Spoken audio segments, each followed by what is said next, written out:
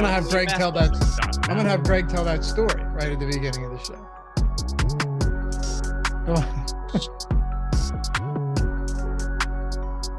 Yo, good evening. Welcome to the Stokastic.com NBA Live Before Lock show. Yes, we are here. Western Conference Finals to kick off tonight, tip off tonight. Eastern Conference tomorrow. It's a late show. I'm not used to these 7:30 shows, but here we are. Talking basketball. I'm Dave Loughran at Lafayette_D, joined by Greg Ehrenberg at G Ehrenberg DFS on the Twitters. Dude, if you go to your For You on Twitter, are you getting served up with just insane shit lately? I wasn't until the last week, and now it's just constant videos of people getting injured. Oh, so I get a lot of that on my For You tab, but I agree with you. I've been getting, so it's weird. It's like if you watch one video on Twitter, like whatever it might be, whether you're interested, not interested, eventually one of them will click, and that's the only thing it'll show you is stuff related to that for the next month. I had the one that kept coming up for me. Do you know what the Daily Loud is? Yes, it's everywhere. It's the fucking, I had to block it. It's maybe the worst account on Twitter. It's like weird celebrity gossip and none of it's ever accurate. So I just get these things that pop up on my timeline and it's some weird thing I don't give a shit about people I've never heard of. And then there's a correction underneath about how it's not accurate. And I just get those constantly on my timeline, but that's what my For You tab was for a long time. And now it's, so actually I had tweeted something earlier and it was a video of somebody getting hurt that popped up on my timeline. I thought it was funny. So I just included it in a tweet. Yes, the out of context human race is the one that is everywhere. Me too. And then there's another one, CCTV idiots is everywhere. I don't know if you've seen that, but out of context human race, are they just paying to? I don't know what it is. And Brandon said, Laffy, don't act like you didn't feed the algo that. Listen, dude, I have a burner account for a reason that I don't tweet on, and I just like if I'm going to, and I don't want to muddy up my timeline for my main account, I go to the burner account. You know what the problem is now, though? I'm getting recommended stuff from people that I follow on my main account onto the burner. So it's just a straight crossover. It makes no difference whatsoever. So that's really bizarre about how the internet algorithm works. So here's one that's really funny for me. So my sister-in-law is from El Salvador. I can't remember if I've told you this or not, but my sister-in-law is from El Salvador. Whenever her family comes and visits and like they're around my house or anything like that, this is like borderline racist, but it's just what the YouTube algorithm kind of picks up. I will only get YouTube commercials in Spanish and for cleaning supplies for like a week after they come over. So but this is a fact. This is what happens. So the YouTube algorithm, that is what it picks up. And then it'll just show me commercials in Spanish and for that. So I don't understand how it works, but it knows too much. It's nuts. Yeah, well, here we are. And I just had to ask because I tweeted about it a couple of times last night that I was getting this wild stuff from the same accounts. And I had to block some of them because it got actually out of control. Jordan kind of pioneered this. He asked me a month ago, because is your feed just filled with, fights and shootings and people getting hurt? I was like, no, it's all sports. Fast forward 3 weeks to a month later, that has changed dramatically. So I'm watching TV with my brother last night. I pull up Twitter just to check my notifications, see if I got any questions or whatever. Immediately, I see somebody get killed by getting hit in the head with a tire. I'm like, I don't need to see this. No, he lived. Oh, he lived? The one where where he was walking with a woman in the tire. Yeah. We literally are getting the same shit recommended to us. I scroll in the comments. He lived. Brain injury, but he lived. I mean, that was intense. Yeah. So he's a vegetable, but. Yeah, right. Yeah, he turned into a zucchini, but yeah, his heart's beating. All right, you ready to talk some basketball? Yeah, might as well. Brandon said, LOL, see, Laffy knows the backstory. That's my problem. When I see those videos, I got to scroll the comments. I got to see if they lived. And when they do, I go, damn it. No, thank God. I'm glad they made it. I'm serious. You never want to see anyone go out. Not with, how'd he die? He got hit by a tire. Never even saw it. Dude, he never saw that comment. Yeah, the way it comes, by the way, so this guy's kind of walking like adjacent to a highway, and somehow a car tire flies off a car that's going on the highway. And this guy just gets hit in the back of the head with a tire that's flying like 60 miles per hour and knocks him out cold. Here's what's different about you and I, though. I don't really look up to see what actually happened. I just apply my own ending to the story, and I just assume that's what happened. Assume he's dead. Yeah, like, yeah, he died. Oh, well, what can you do? I'll watch it one more time, and I'll get outraged about it. Right? Watch it one more time, though, just to confirm that he was dead. Yeah, I got to make sure. Happy to have you guys with us. We're almost at 100 likes already. Look, it's a late game. Everybody's hanging out on a Tuesday night. We're going to break all of this down and take more of a game theory perspective instead of just going kind of team by team down the list. That doesn't do people many favors. And yes, Swaggy Pete, Motor City Pizza at Costco. I told you, dude, Costco Motor City frozen pizza is the best frozen pizza you'll ever eat in your life. And if you haven't tried it yet, you're going to try it and you're going to go, this doesn't taste like frozen pizza at all. You're going to be hooked. Trust me on that. I've already had several people hit me up and say, it got me. It's the greatest stuff ever. Do they make vegan pizza so people with weak stomachs like myself could eat it? Oh, you can't even eat regular pizza? I can't have dairy or cheese. Oh, I don't think so. My daughter eats some of that because she has a dairy allergy, but it should go away by the time she's 3 or whatever. But I know how much of a pain in the ass it is to get her. That sucks, dude. So we don't have to bring it up here. There are a lot of alternatives that taste the exact same as regular cheese now. I wouldn't go exact, but I would say they're doing a good job at getting closer because I test out whatever I give her. I wouldn't say exact. But Cabot. Go get Cabot cheese. Okay. I'll try it. Maybe I get it for Jordan. All right. Let's hit on some super chats and then we'll get into this. 126 likes already, Greg. Not bad. And we haven't even talked basketball yet. If people just want to hear about what the For You timeline. Yeah. Shout out to you guys. Thank you for already atoning for your sins. I bet you feel lighter already. That weight on your back, sitting up better. Your posture's better now just from hitting that thumbs up a single time. Hannah Banana. What's up, Hannah? Using that free super chat. Thanks for all the tiers help this season. Probably directed mostly towards you. You were talking to me about tiers earlier, just getting a ton of questions on that. And shout out to Hannah. Tiers, underdog. She's been killing it lately. Yeah, unfortunately, no more tiers. No more, because only one game slates now. You know what's awesome, though? Football's going to be back before you know it. You blink and football's going to be back in the picture. Yeah, but when does the preseason start? August? Yeah, it's always like August 10th, 11th or something like that, maybe a little earlier. Hall of Fame games before that, but shit game. Michael McKinney with a super chat. The etiquette here, Michael, needs some work, but I appreciate it. 5 favorite plays on FanDuel. Thanks, guys. All right. You ready? I guess let's just talk some basketball then, huh? Let's do it. Let's do it. All right. Let's go to 5 favorite plays on FanDuel first. Of course, we'll dive much deeper into all of this throughout the show. But I mean, we can dig into it. We can look at ownership here. We can talk about projections. And of course, on a showdown slate, Greg, as you well know, FanDuel way different and a lot less nuanced than DraftKings when you're trying to build lineups for showdowns.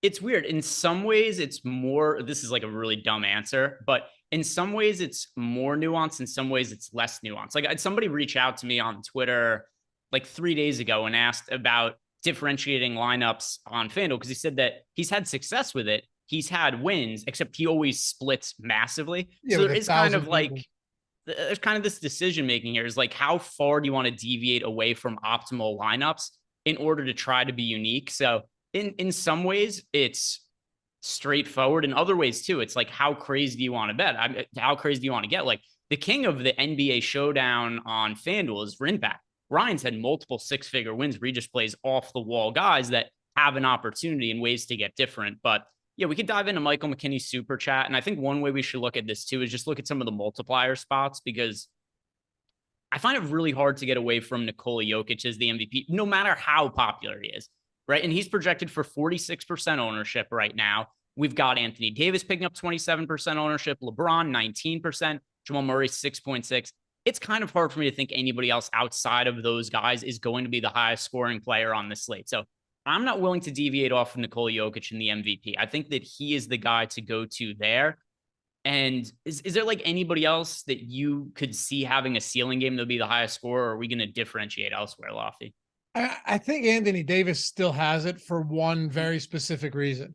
This is the type of guy that could, if Anthony Davis has a big game production-wise as a scorer, because let's he really, this postseason, that's not where the bulk of his, well, I said the bulk of the production, sure. But Nikola Jokic is a guy who you love playing anytime you can at any price, particularly in the MVP, because if he goes for 30, you already know that you're getting probably 20 plus combined points, rebounds and assists on top of that. Anthony Davis, listen to some of these stock numbers that we've seen this postseason, right? Going back to Memphis, 10, 5, 5, 6, 3, 5, 4, 7, 3, 4.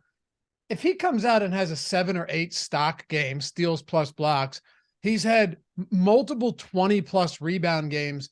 And if he goes for 25 points, I think there is still that ceiling for Anthony Davis there. The question really just remains, do you want to get to him over Nikola Jokic? Jokic 46% at MVP, Davis 27%. So there is a pretty steep drop off in MVP ownership between the two. Yeah, it's like I think there's other ways to differentiate. Like, yeah, AD at MVP spot is reasonable way to go. I wouldn't play anybody outside of Jokic, AD, LeBron, some shots at Jamal Murray. Like, I think the ownership's fairly efficient there. Where I think you want to get different mostly for this contest is leaving salary on the table. That's something that I think is the easy, like if you really want to play Jokic at MVP, which I think is totally reasonable for today, it is going to be nearly impossible to play Jokic at MVP and build a lineup that isn't duped a million times unless you're leaving salary on the table. So just something to keep in mind, everybody. If you're building lineups in Fantasy Cruncher, you got Jokic in the MVP, set some kind of rule or set a max salary that's just not going to let you get to the full, because that's one way you could differentiate for sure. And then as we go through some of the other options here, and I mean, if we're just being technical about the question that Michael McKinney asked, like the top plays are Nikola Jokic, Anthony Davis, LeBron. And then as far as the utility plays go, I would say Dennis Schroeder is one. I saw somebody in YouTube chat bring up that they didn't think Schroeder was going to start today, but we actually did get an announcement from Chris Haynes about 30 or 40 minutes ago or so that the expectation is that Dennis Schroeder is going to start today. So Dennis Schroeder, I think, is one of the best salary saving options. Dennis Schroeder's price point on FanDuel is $8K, super cheap. And I also think there's a realistic possibility for Dennis Schroeder to outscore guys like Aaron Gordon or outscore guys that are $1,000, $1,500 more expensive. So like Dennis Schroeder, a good amount. And then another one that I think we could get to for really cheap here is Lonnie Walker. Lonnie Walker's been playing not crazy minutes as of late, but if you look at how the Lakers have decided to start Dennis Schroeder again, they've had success with that. It seems like the Lakers are trending towards playing small. That should help Lonnie Walker. So those are the two value options that I like the most. Dennis Schroeder, Lonnie Walker, and then just the obvious stars in the game. Yeah, Schroeder getting the start. I mean, 25 minutes last game, of course, one, it was a blowout.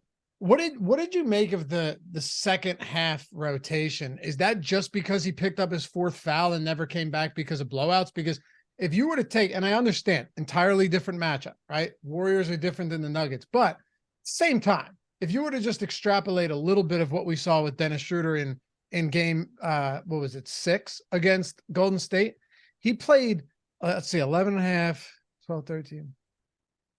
He played over 21 minutes in the first half. Got in foul trouble to start the third, like 4 minutes, 5 minutes in, 4 fouls, and then just never returned. No, he got ejected on the worst. Oh, right. Yeah, just the most bogus call ever. The reason this still stings is I had live lineups for that slate. And this is like one of the last, reasonable slates that we're going to have of the NBA season. I have live lineups. Dennis Schroeder was unexpectedly moved into the starting lineup midway through that slate. So I'm like, I'm loading up on Dennis Schroeder. He's going to be in like all my lineups today. It's going well. Schroeder plays, like you said, big minutes in the first half. He's going really well. And then he gets ejected for literally nothing in the second half. Like he did nothing. And he gets tossed out of the game. Considering all the minutes he played in the first half of that game, I do think we're looking at really big minutes from Dennis Schroeder if he plays reasonably well. So I like Schroeder a whole bunch for DraftKings and for FanDuel, but I think he's a really good option. I was long asleep at that point, dude. I was long asleep for that one. But yeah, 20 minutes in the first half seems pretty significant when you look at something like that. All right, let's get into this a little bit here. We could talk DraftKings, FanDuel, and all of that. When you're on DraftKings, now this is where it gets a little bit different, because if you want to play Nikola Jokic at the captain spot, which obviously makes a lot of sense. Even at his price point, 19,200 on DraftKings, even at that salary, we right now in our ownership projections have him at 22% in the captain spot, followed by Jamal Murray at 17%, Davis at 12, which makes sense because and then LeBron at 12 makes sense. They're not that much cheaper than Jokic. So, they're going to get half of that ownership at captain. But right now, how much Jokic are you getting to at the captain spot on DraftKings where you're paying 19-2? Yeah, so looking at the lineups I've built, I actually get overweight to the field on Jokic. He pops up in nearly half of my lineups in the captain spot. And then, we mentioned there's a lot of good cost-saving options in this game, particularly since we're assuming Dennis Schroeder starts. And we don't have Schroeder projected for a massive amount of ownership. He's projected for 34.6% ownership on DraftKings, 4% in the captain spot, 30.6% in utility. And then going back over to FanDuel, we have him for 19% ownership in the utility spot, 23% overall. So I actually think that Dennis Schroeder, considering, like you said, the minutes he played last game, I don't know if this is a situation where people are maybe not paying enough attention to how many minutes he played in the first half of that game, but I think there's a really big ceiling for Schroeder. I think he's one of the most underlooked players of the entire, or I should say overlooked players on the entire slate. He should be way more popular. Jumping around a little bit here, but just to provide some context for everybody hanging out with us today on a Tuesday night. So Rui in that game played 16 minutes. Again, though, he only played in the first half, 3, 4, 5, 6. And I mentioned this because his minutes had kind of been volatile, played, was more valuable to them against that Memphis team, but he had played look at the Golden State series, 11, 22, 16, 14, 21, 16.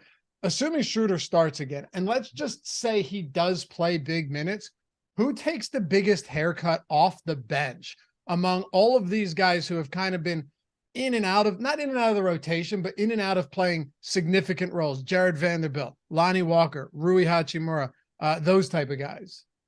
Yeah, so let me look at the last game the Lakers played and just the rotations. And while you look that up, I asked this question because if Schroeder does get the minutes, you could realistically see all 5 of these starters play close to 40 minutes.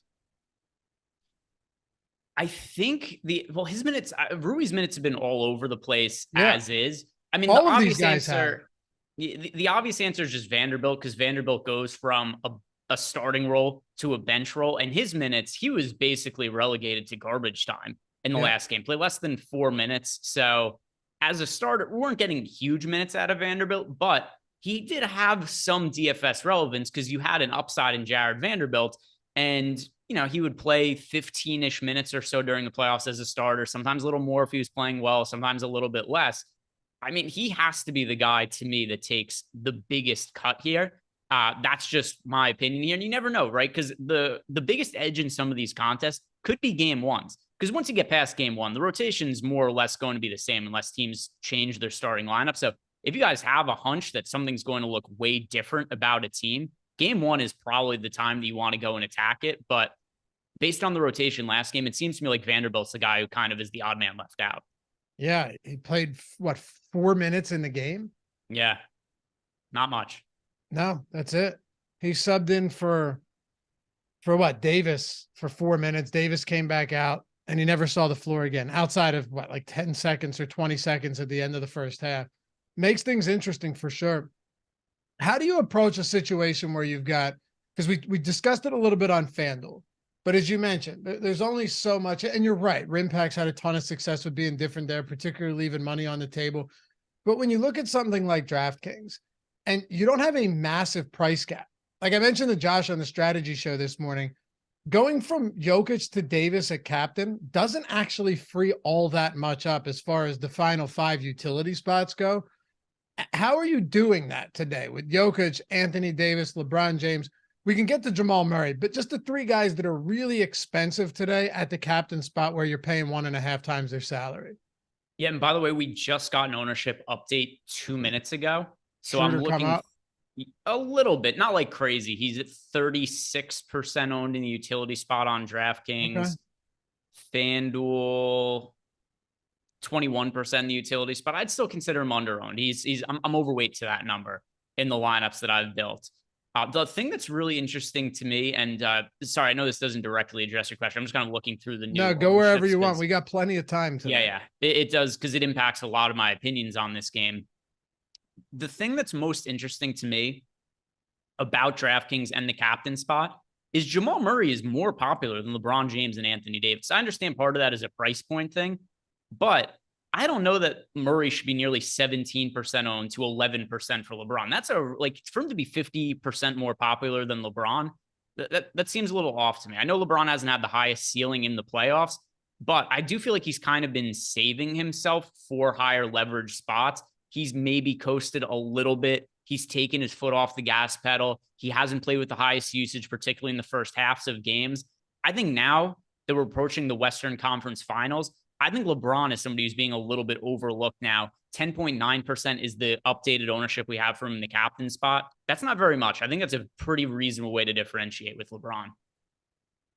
I meant to ask you this question at the beginning of the show. I think chat will have a say in this as well. And it's actually in reference to one of your quote tweets today from Woj on either NBA Network or ESPN, talking about, I think it was NBA Network, talking about the fact that right now, this is what Woj said about Victor Wembanyama. This is the most highly anticipated player to ever enter the NBA, maybe the greatest prospect in the history of team sports. Now, like I said, we're doing a showdown show. We got plenty of time. We'll make sure that you got plenty of time to get your lineups in, and we'll have everything sewn up. Don't worry. But do you agree with that? I don't agree with it, but I don't think it's ridiculous. Right? I do think it's a little bit. Now you got to take a stand, Greg. You can't go wishy-washy on me. You got to take a stand. So my answer is LeBron. I had other people reply to me, but I was just not familiar with it at the time. The most common answer that I got to was number one, LeBron, because I had tweeted out just who is the best prospect of all time. I didn't say team sports, though. I just said in general, but still, the number one answer I got most commonly was LeBron, which I think makes sense considering, the age demographic of the people that you and I are generally interacting with. But then also a ton of people said Wayne Gretzky. I just wasn't I wasn't around when Wayne Gretzky was a prospect was coming up through the junior hockey league or whatever the hell it is that people do in hockey when they're young. But apparently Wayne Gretzky was crazy highly regarded. To me, in my lifetime, it has to be LeBron James. But if you just look at the skills and the talents of Wembanyama, I think that he certainly is at the very least one of the best prospects of our lifetime and will be. Now, whether he pans out or not, I tend to think he will. We'll end up seeing. But to me, maybe this is a hot take, maybe it isn't. The biggest NBA event of the night that's going to shape the future of the league, it's not game one of the Western Conference Finals. It's the NBA draft lottery today. Yeah, no doubt. No doubt about that whatsoever. I think it's for TV. I would have to say LeBron. If you had one for another sport, who would it be? And by the way, the one guy that comes to mind, it's not the right answer, but it always sticks out to me because I remember this just insane hype. I'm not saying so much. Do you remember the hype around Steven Strasburg when he was coming into the league? I remember watching his first start I was working at a country club in high school at the time. I was cleaning golf clubs and picking up golf balls at the driving range. And all of us who worked there, we stopped what we were doing to go watch some of Steven Strasburg pitch. And he was so good in his first start. And by the way, he was ridiculously good his first couple years in baseball before. Oh my God. Yeah. He had the most ridiculous stuff you've ever seen. He's throwing 100 miles per hour before every pitcher was throwing 100 miles per hour. He had this just wicked curveball that nobody could hit. So yeah, as far as baseball goes in my lifetime, I do think that the number one, and it's funny because they were on the same team and came up at about the same time. The most hyped baseball prospects, Bryce Harper and Steven Strasburg, and they were on the same team within a couple of years of each other. I agree. Vlad Jr. was pretty big a few years ago, but the Strasburg one to me just stands out. I remember how significant that was. Yeah. In my lifetime, and trying to not be, any recency bias, and I can't speak to players from 35 years ago or Wayne Gretzky or anything because I don't know what the hype was like then. But for NBA, it's LeBron. For baseball, I'm going to say Bryce Harper. For hockey, the McDavid hype was pretty big a few years ago. And I'm going to go with Connor McDavid. I'm trying to think like what other for other sports. This is just for MMA. The hype around Hamzat Chimaev when I know that you're like not as into it as I am, but like Chimaev was when he was fighting like every other week. There was when he first came into the UFC, he fought in back-to-back weeks and had quick finishes. Like that was really big. And it's like, oh my God, this guy could do everything. So he's a super hyped prospect. Did you give a football one, an NFL one? It's so hard with football. It's so hard. Like it has to be a quarterback, right? Someone mentioned Reggie Bush. I do think there are some running backs out there that were massively hyped. But I mean, let's not forget the Saquon Barkley hype, just recency bias was massive as well. Absolutely massive. And then teams are dumb and draft these guys top 5 overall. But I guess you're right. It probably does have to be a quarterback, right? It has to be. And it has to be a number 1 overall pick. Like somebody to me was saying somebody said to me, Len Bias on Twitter. It's like, if you're not the number 1 overall pick in your draft, you can't be the best best prospect. No, it has to be the number 1 overall pick. Unless, of course, the Raiders are drafting first. And it's like they just decided to not go with the best guy on the board because they want to go with some project. But yeah, first guy off the board has to be, absolutely. No question. Yeah, NFL is so. I have an answer, and I don't know that people are going to like it. Let's hear it. Eli Manning, considering all of the stuff that was surrounding it, because he was Peyton's brother, and we're just talking about hype, right? Or, we're talking about hype. It's like a combination of things. It's hype, how well regarded they were as a player. So Eli Manning comes into the league. He's Peyton's brother. He's super well regarded as a prospect. And then also there's all this controversy surrounding him because he's forcing himself to New York, which creates all these other storylines around. He got drafted by the Chargers. Yeah. Yeah. So I'm going to say Eli Manning, but a lot of that too is just because it's really hard in football to look through. The other thing too is the recent results of number 1 overall picks have been a little sketchy for football, right? Like you got Trevor Lawrence, who's been good, but probably below expectations. Then before that, Joe Burrow, he's been great. Kyler Murray, not so much. It's been up and down. Baker Mayfield, up and down. Myles Garrett, Jared Goff, Jameis Winston, Jadeveon Clowney, Eric Fisher.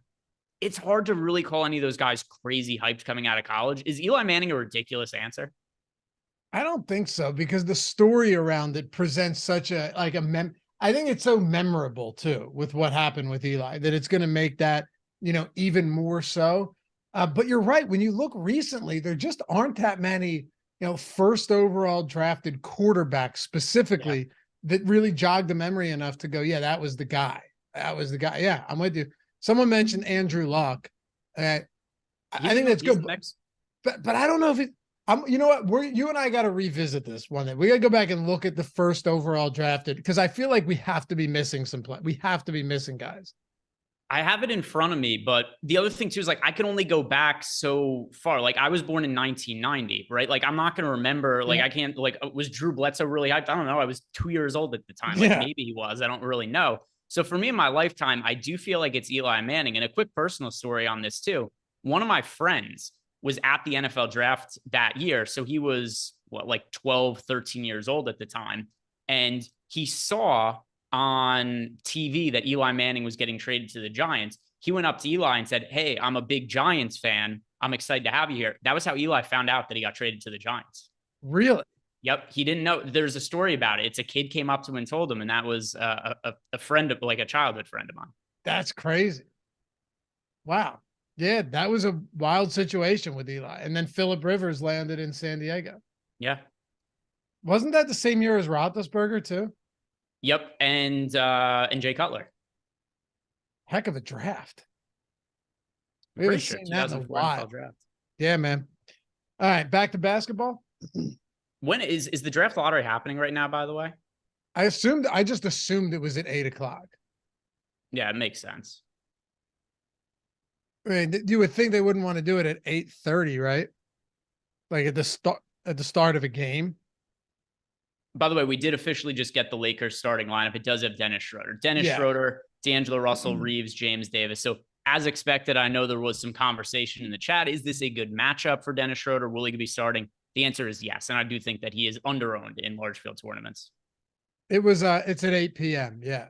So I assume I'll get a Woj tweet when we figure out who gets the number 1 overall pick. But if not, chat, let us know so we can delve into that one a little bit. Maybe because it's rigged, he'll accidentally leak it early. Yeah, that shit bothers me. I turn Schefter off and all these guys off when the NFL draft is happening. I mute them all. Bothers the hell out of me. Like, what's the point of watching the draft if you know who it's going to be a minute before they draft it? Like, there's nothing special about you telling me who it is. I don't care. Like, let me watch. Let me enjoy it. Yeah, so I don't enjoy the draft. I think it's terrible television. So to me, like, all I want to know is the picks anyway. Like, I don't find it a good TV event. I don't understand the point of watching it on TV. Well, when you're an Eagles fan and they've had, 2 picks in the first round and stuff like that, you're interested for sure. All right. Let's talk a little bit more about this. I want to dig deep here now that we've kind of scratched the surface with a few of these guys.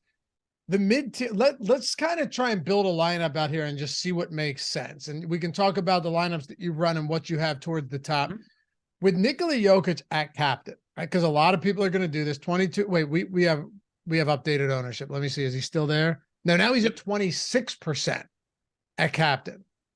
Wow. That's more than 2.5 times LeBron. Almost 2x what Anthony Davis is at captain. You mentioned it. Jamal Murray's second highest captain ownership. Josh mentioned earlier today he had a lot of Jamal Murray at captain. He's going to play, by the way. Not that we didn't expect him to, but he's got that illness. He's active for tonight. When you're making these Jokic lineups, this was a big conversation on the strategy show today. How comfortable are you saying, you know what, I might just have to play some guys like Beasley, or we can get in a few more that might not see the floor, that might play 3 minutes. I might just have to do that. How comfortable are you with that build? Or are you going to have to go more balanced? Because if you go Jokic and Davis, or Jokic, Davis, and Murray, if you have Murray a captain, you're going to have to sacrifice that somewhere at the bottom of your lineup. Yeah, I'm just going to plug this in right now. If you go Jokic at captain with AD and LeBron in the lineup, you have $2,667 for the remaining 3 roster spots, which is, to your point, not very much. And by the way, that is definitely a combination that could end up being optimal. I don't have an issue with it. And it seems really dumb, but we see a few times per playoffs the optimal lineup have a player that scores 0 fantasy points. Yeah. And it makes sense logically from this standpoint. Is what ends up happening is, if both teams are playing their starters all 40 plus minutes, all of the studs are going to put up big games. And then there are just no minutes for the reserve players. And it's kind of like, all right, either you hit on a 1K guy that plays a minute and a half of garbage time at the end of the game and grabs a rebound, or somebody just scores 0 points and lands in an optimal lineup. So I think it's very viable for the series, especially because you have such expensive players that are great fantasy producers in Jokic, AD, and LeBron. Marcus Morrissey asks, can I get my super chat answer? Jordan, can you go back and see if he had super chatted us? Because the only one I see from that you sent me was Debuff asking PrizePicks each for Greg and Dave. What's your favorite prop tonight? Dude, I've had so much fun on shows looking over what these guys are playing, for the $1 million entries. It's the other day, there were 2 cards on Sunday and Monday and one on Sunday. 18 of the 18 plays were overs, Greg, of the 6. So all over. The guy today went 4 unders and 2 overs, and he went straight baseball. Very interested to see. There were some good bets in there, like some smart bets. Maybe he's using the Bet Pro tool. Could be. 50 or first week is completely free, by the way. Bet Pro tool is sick. The strikeout props have been absolutely on fire as well. But for the 10% ROI for the entire season, I think those are the numbers we have, which is wild. Yeah, it's been crushing it. We put that out the other day. It was if you had been betting all of the plus EV plays 5 minutes before lock since the beginning of MLB, you were up putting 100 on all of them. Not that everyone can do that, but you would have been up $80,000 on the Bet Pro plays. Yeah, not bad. Insane. First week is free. Link in the description if you want to get in on that, by the way. I use it every single day in tandem with OddsShopper to get my bets in. So he asked, favorite PrizePicks play from each of us today. There are some Taco Tuesdays. Take advantage of them. They're always going to be plus EV bets. Do you have one that you like here? Let me pull up. I want to refresh our projections just to make sure that I'm looking at the most recent ones. Well, there was a super chat that came across from History Buff who shouts out Bob Feller as his favorite prospect. That is certainly before my time. That's an EMAC call back there. Yeah. Let's see. NBA current updated lines. And so one that's fairly low, especially because I know I was looking at it earlier on FanDuel. Jamal Murray is over under for assists, at least at most traditional sports books, is 6.5.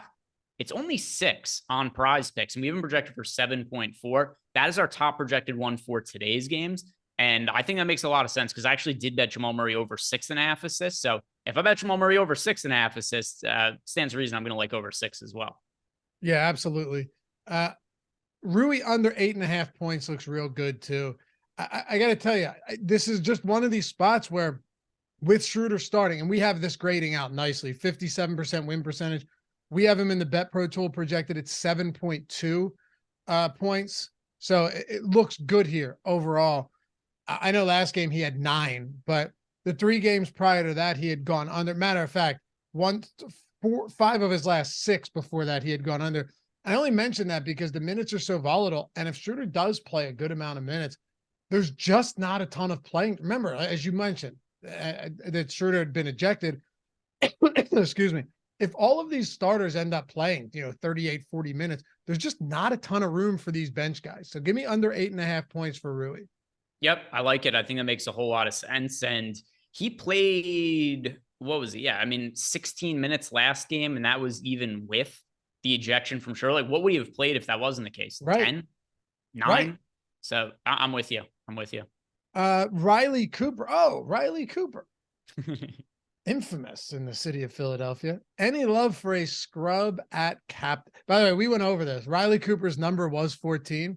So tend to believe if this is the real Riley Cooper, though, and he's super chatting 199, I don't know what to say about that. But yeah, no. He's still facing legal action from his actions at January 6th. So Riley Cooper, it's been a minute since we've seen Riley Cooper around, but this Riley Cooper. Yeah, appreciate you, Riley Cooper. Yeah. Any love? Great question, Greg. This is one that we were going to cover anyway, but great question. Yeah. Any love for a scrub at captain? Now, by scrub, we're not talking Beasley. I don't even think it's reasonable to say Vanderbilt at captain or something like that. I'll let you answer the question, but I think we have to define the term scrub today in context to this specific game. Can it be relative to price? Because Dennis Schroeder's, I already talked about how much I like Dennis Schroeder relative to his ownership. He's projected for 3% ownership in the captain spot.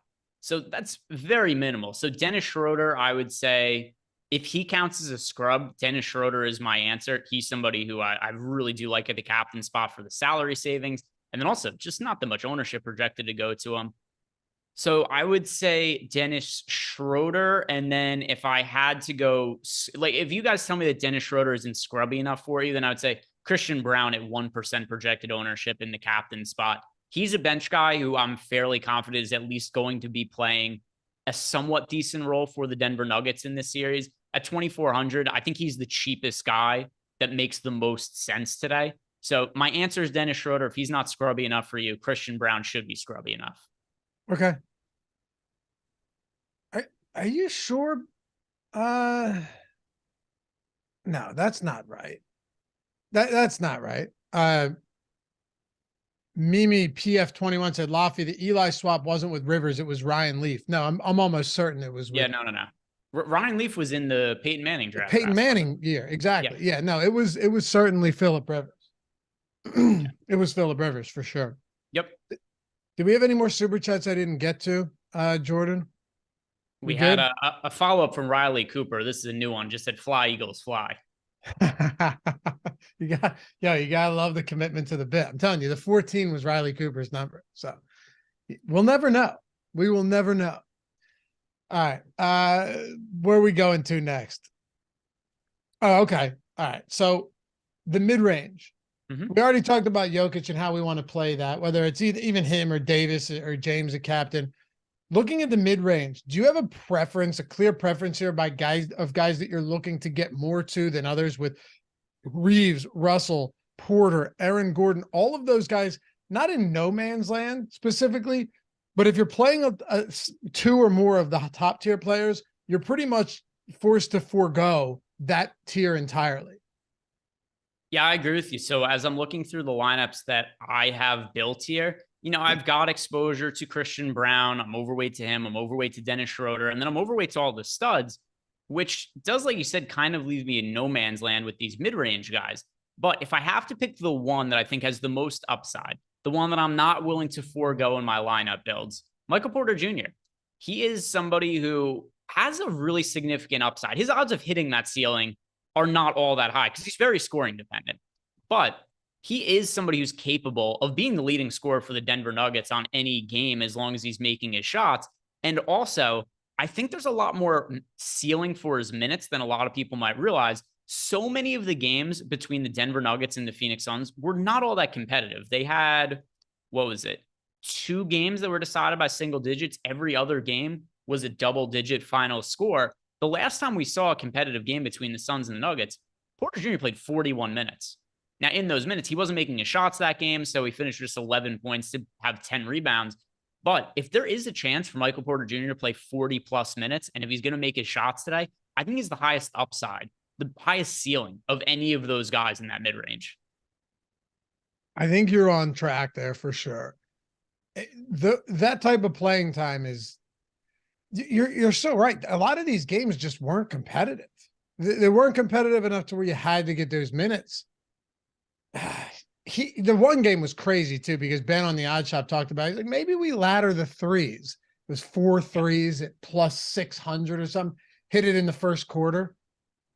Michael Porter Jr. is definitely one of those more volatile guys, and we've seen that for sure throughout the postseason. But I agree with you on a spot like that. It is pretty enticing. And then Reeves and Russell, the only thing I'd say about Russell is, despite that game, despite them winning by 21 points, 41 minutes in that game, that's closeout game. But I don't think you can reasonably project that when all postseason long he's been playing fewer minutes than that. The only question now is, with Dennis Schroeder starting, does that just mean that by default you start seeing more minutes for D'Angelo Russell? Because if that's the case, then he looks a lot more interesting than he did in all those prior games.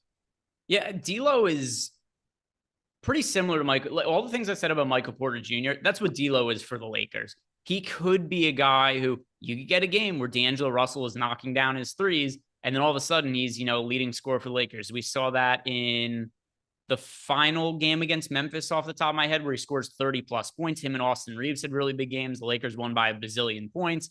And then John Morant's life fell apart after that. But is that the end? Maybe it's D'Angelo Russell's fault. D'Angelo Russell plays worse in that game. Maybe John Morant's still in the playoffs and isn't dealing with any issues. But I think that what the upside of D'Angelo Russell is comparable to the upside of Michael Porter Jr. So those are the two favorite mid-range plays of mine. I'm getting to more Michael Porter Jr., but it is fairly hard to get to a lot of those guys if you're prioritizing the expensive players. Absolutely.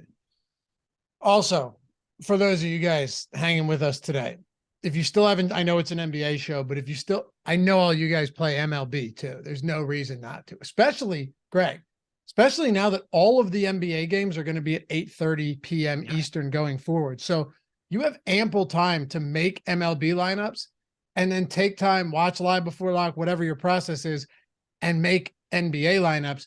The MLB lineup generator came out last week. It is an awesome tool. It is less than $4.50 for the first week. So if you're someone, as Josh and I mentioned this morning, that even if you're only playing 20 entries in the quarter arcade, even if you're only playing $2, $3, $4 a day, you're talking $4.50 for less than $4.50 for the entire week. You spend more than that when you're sleeping. Think about this. You can lock the players in. You can lock players. You can swap players. So you have autonomy over how things are done. You don't want to go too crazy with that because we're already filtering out all of the bad lineups. The lineups that we're giving you are already projected towards the top from an optimal perspective. You see how close they are to the optimal. You see what the ownership is on every single lineup, whether it's contrarian, whether it's chalky. You can discard as many, save as many as you want, upload them to CSV, easily get them on the DraftKings or FanDuel. It's optimized from, you could be sitting on the can firing one off after work and throw 20 lineups in like that. talking less than $4.50 for the week. If you're someone that's short on time or someone that doesn't have the money to pay for Fantasy Cruncher add-on on top of everything that we have at Stokastic right now, I understand it gets pricey. I'd say it's the best bang for your buck. And Greg, here's the best part. You can actually set stack type. So if you want to do like a 5-2-1 or you build them out, right? Generate them because it generates them for you. And then you want to run some 4-4s or some 5-3s. You can do that and then upload all of them and have all different stack types to go on any given night. And the other thing too is, because I know a lot of you, just common sense here, if you guys are watching the show, you're NBA fans, you're playing NBA DFS.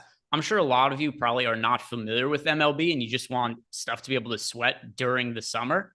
This is a pretty low cost way to be able to do it. Just, less than $5 for the MLB lineup generator. You could figure out using that what, some of the best lineups are going to be for the day. You don't even need your own input. You just use the MLB lineup generator. It gives you lineups. It gives you something to sweat. So it is a good way to dip your toes into the water of MLB DFS. Yeah. And if you want your own input, you can lock and swap players too. So check it out. Link in the description. Link is in chat. $4.48 for the first week. Awesome deal. We got it going 50% off. It's brand new. Check it out. I think you guys will love it. And if you don't, you're down less than $5. If you don't love it, I think you will. But if you don't, you're down less than $5. All right. Some great super chats that we just had roll in, Greg. I want to get to these. Steve McGee. So we're gonna have to provide some context to this, but it's a good question. How many is too many of mid-range Lakers? So I guess we're talking about the Austin Reeves. Really, there's only two, right? There's only two mid-range Lakers today. So I thought he was saying mid-range players, but we can answer that question, but I think it would be almost more apt that we tackle it from a mid-range players as well. Yeah. So starting with the way, if you guys are building one lineup in your hand building, I would not play D'Angelo Russell and Austin Reeves in the same lineup. If I'm just answering his question, literally as it is proposed to us. If you're playing multiple lineups, if you're building, out 150 or 20 or whatever it is for tonight's slate, I would set a rule in Fantasy Cruncher to make it so that any lineup with Austin Reeves has a lower projection on D'Angelo Russell and vice versa. So it narrows the amount of lineups you're going to get with both of them in it. So that's how I'm going to answer the Lakers standpoint. You're hand building one lineup, don't play them together. Large field tournaments, do what you can to try to minimize the amount of exposure you get to them together. On the Denver side of the game, I said my favorite mid-range. Well, if we're talking about mid-range guys here, what's out? We're going to go Aaron Gordon, Michael Porter Jr., KCP, I think so. And Bruce Brown. Yeah, I think there's four of them. If you want to include KCP and Brown, that's fine. But, that's a $2,400 gap from Bruce Brown up to Austin Reeves at $7,600. Yeah, so I think Bruce Brown is over-owned. And let me go back to the ownership projections here because I was getting, we have him at 33% projected ownership overall. That's a lot for me for Bruce Brown. So I'm going to be underweight to the field on that number. And then I don't get to a lot of KCP either.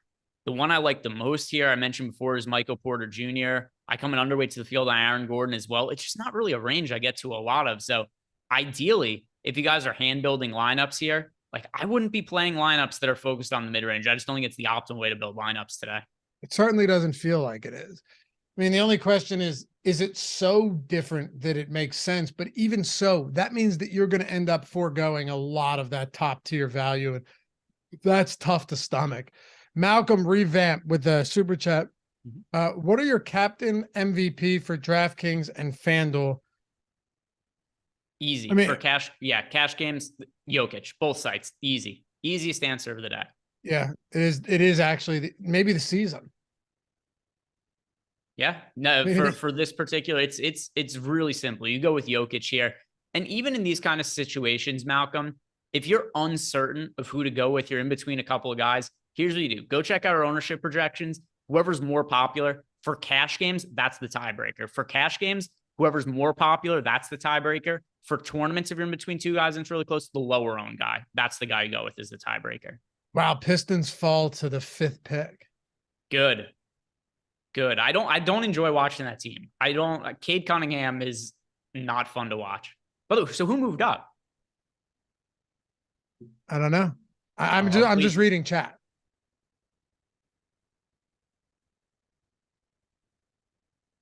Wow. Okay. Dude, So of those teams, which is the most fun for Wembayama?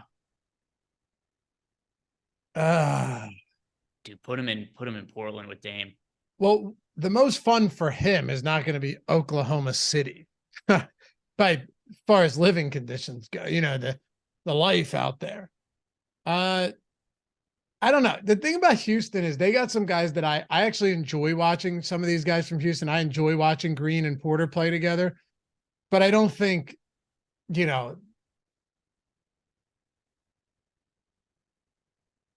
I figured. Yeah, I figured. Okay. Yeah, dude, I'll tell you. Portland with Dame. Dame deserves it. You think that's, I can't believe Portland actually has a legitimate shot. I think you're right. Maybe Detroit would kind of stink. It can't be Detroit because they're the 5th. So I'm happy it's not them. No, I know. I'm saying that kind of would have, that wouldn't have been all that fun. Yeah. You put him with LaMelo or put him with Dame, and that's fun. I agree. I think Portland or Charlotte. Yes. Portland or Charlotte are the answers. Portland, just because I'm a huge Damian Lillard fan, I would thoroughly enjoy that. Thoroughly. My neighbor too is a huge Blazers fan, so he'd be stoked on that. What are the percentages? What are what's the likelihood that Portland gets it though? I think once they're in the top 4, if I'm not, I could be wrong because I forget because they've changed the lottery odds. I think if I'm not mistaken, it's 25% for each of these 4 teams now. Oh, wow. Okay. So even odds. I believe so. I think that's how it works. Somebody's going to correct me in the chat, but I think once we get to this point, it's 25% for all 4. Malcolm with a super chat. I have DraftKings $4 and FanDuel $9 for GPP. Is Jokic? Okay. So this is follow up. It is, I assume he's asking about the captain. So this is for GPP. For cash games, you're going with Jokic as your MVP slash captain.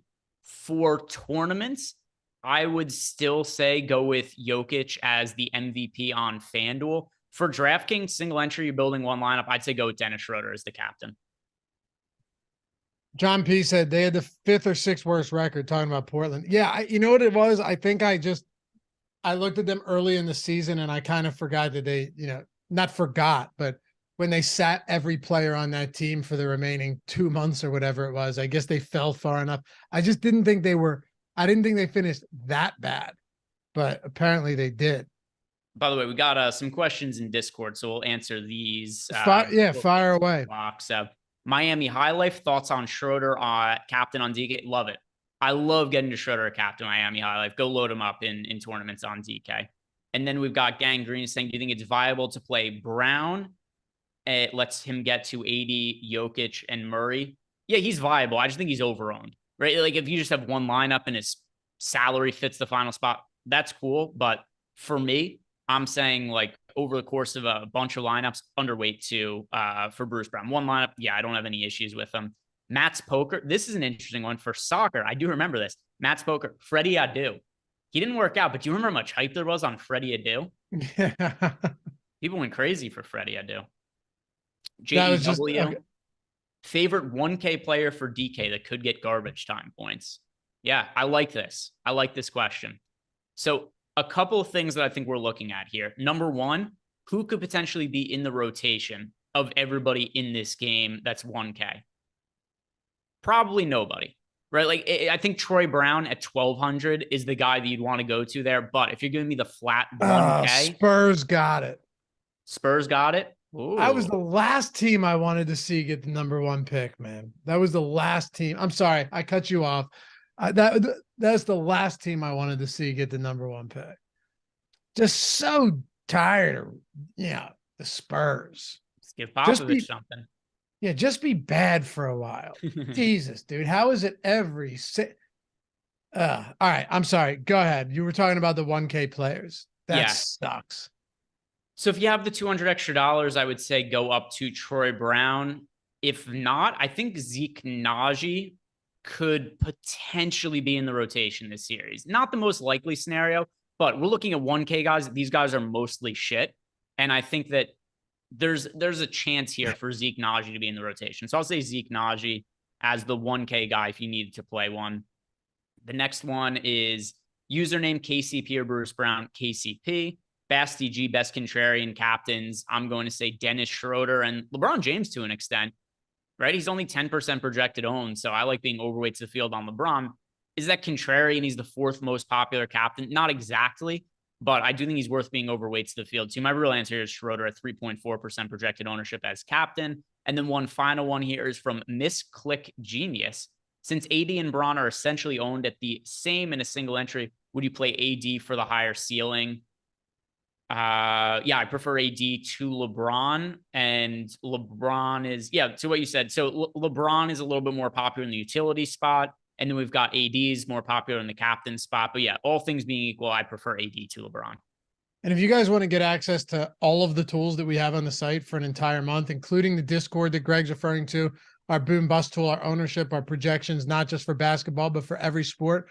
I'll keep this quick because I got one more question for Greg. Click the link in the description for BetMGM if that's in your state. You put $10 down, you bet it. It doesn't matter if you win or lose. You have first bet insurance up to $1,000. So even if you do lose, it all comes back to you in bonus bets up to $1,000. You get an entire month of Stokastic Plus Platinum for free. It's $120 value. Every sport, every tool on the site across the board. And we do this because we think you're going to win. Put $10 in BetMGM, okay? Bet it on whatever the hell you want. Get your free month. Take advantage of free money in a situation where you could turn that $10 into $120 and then roll that into thousands down the road using the tools that you've got for free for the entire month.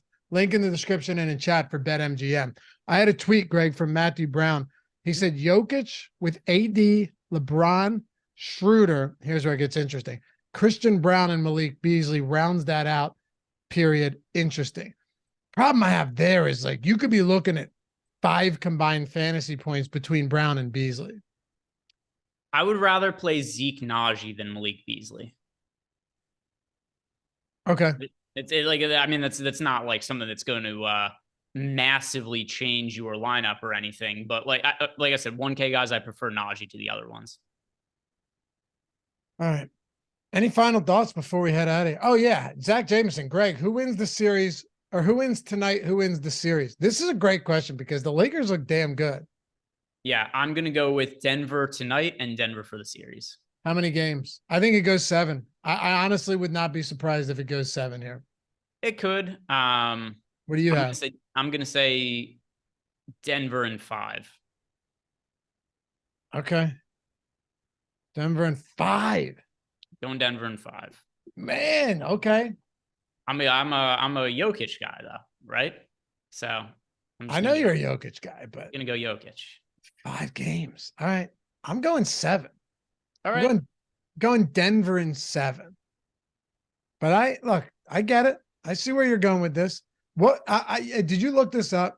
We're up against it, and hopefully you guys have a great night. Enjoy it, whether you're playing DFS, betting, hanging out in the chalkboard with me and Greg. It's entirely free. You should be in there. I believe that the Verlander pick that I had several units on, the under 7.5 strikeouts. Let's hope he's out of it. 6 earned runs, 4.1 innings pitched, 92 pitches, and 3 strikeouts. We're looking pretty good there, man. Through that in chat. I don't. Look, if I'm going to pull back the curtain a little bit, I have been watching baseball on my iPad throughout the entire show, and I did have that. I did have that on the monitor over here. So I was looking at that, and then the Braves as well, because that's a primary stack for me in DFS today. But yeah, the Verlander should be just about done now. I'm hoping so. Yeah, I mean, if he gets 5 strikeouts somehow on 93 pitches, then I just quit for good. But no, he's going to be done. They're visiting him on the mound right now. I think they're going to probably. I think they'll probably take him out after this inning. Yo, people should join our chalkboard. We're almost at 2,000 members, and we just started that up like a month ago. And it's free. All the picks, like-minded people that love talking about sports and betting and DFS and are just as sick as we are. Oh, by the way, with BetMGM, you must be 21 years or older to gamble. If you or someone you know has a gambling problem, please call or text 1-800-GAMBLER. Let's close it out with this. And shout out to Jordan Klein for producing. Thanks to all you guys for hanging out. B Mill said Chalkboard is fire. Thanks. Yeah, we're having fun with that, dude. It's fun. It's a lot. And I love seeing people join the community and become active in the community every day. It's someone different. It's different people every day. It really, really has been awesome. What were do you know what the odds were for series MVP for Jokic? It's probably still up if I checked it really quick right now. Actually, yeah, because the game didn't. Sometimes they start these games on time in the postseason. Sometimes they don't. He is minus 150. Okay, and the Nuggets to win the series are what? Minus 170. So there's actually been a lot of line movement towards the Nuggets today to win the series. What would you rather have? Minus 150 on Jokic or minus 170 to win the series? Might as well minus 170 to win the series. I bet Denver earlier in the week. There's not enough value on that Jokic. Yeah, I think so. I think I have Denver. I'd have to look up what number I have. I think I have the minus 145 to win the series. The one that I like, I posted this in Chalkboard, by the way, Jason Tatum for MVP of the Eastern Conference Finals. So to me, like Jokic has. By the way, that's what reminded me to ask the question. I saw you put that bet in there earlier today. So like Jokic has basically the same odds to win as Denver does. So, you know, I think that's all efficient. Tatum though opened up at minus 180 to win Eastern Conference Finals MVP when the Celtics were minus 550 to win the series. That didn't really make any sense to me. No, I totally agree. It was a great call on your part. John C said Chalkboard's worth it. And Brandon, going to make a Chalkboard account tonight. Yeah, link is in the description. It's free. The app is always free. Plus, it's a better version of Discord for betting because you can actually sync your sports books to it. And the box scores are built into the app. We had one other question. Malcolm was super chat. Dave, MLB late money line picks. Honestly, dude, I haven't looked at any late money line picks. I wish I could. I'm pulling it up right now. I mean, I'm on OddsShopper looking to see if there's any San Francisco Giants. Yeah. At even money. But that's Bet Rivers. Not many people have accounts there. And if you do, they're not going to let you bet there very long. It's true, man. Royals plus 180 on Caesars. But see, with OddsShopper, it's all book specific. Like you have to place the bets at the book that we're giving you because the whole point is to beat the market with the market. Yeah, let me look at, because I'm with you. I didn't look at the baseball money lines for the late games. And yeah, there's nothing that really stands out here. If I'm just going to, so Malcolm Revamp, if I'm just going to fire from the hip here, right? Just firing from the hip and giving you a money line to bet.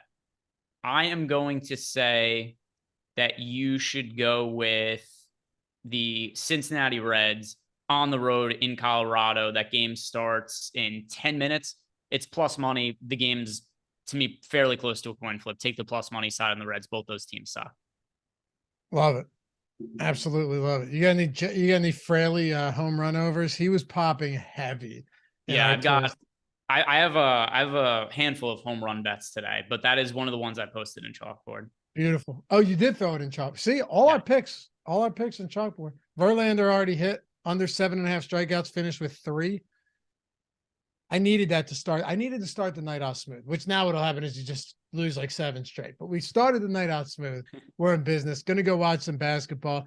Follow Greg at G Ehrenberg DFS, me at Laffy_D on Twitter. Shout out to Jordan Klein for producing this one. And thanks to you guys for hanging out with us. As always, we'll see you back here tomorrow. Strategy show, deeper dive, all that good stuff. Odd Shop over on the Odd Shopper channel. And of course, all of our MLB shows as well. No better place to be than right here for DFS and Odd Shopper for sports betting. Join us in Chalkboard tonight. We'll have some fun. Peace.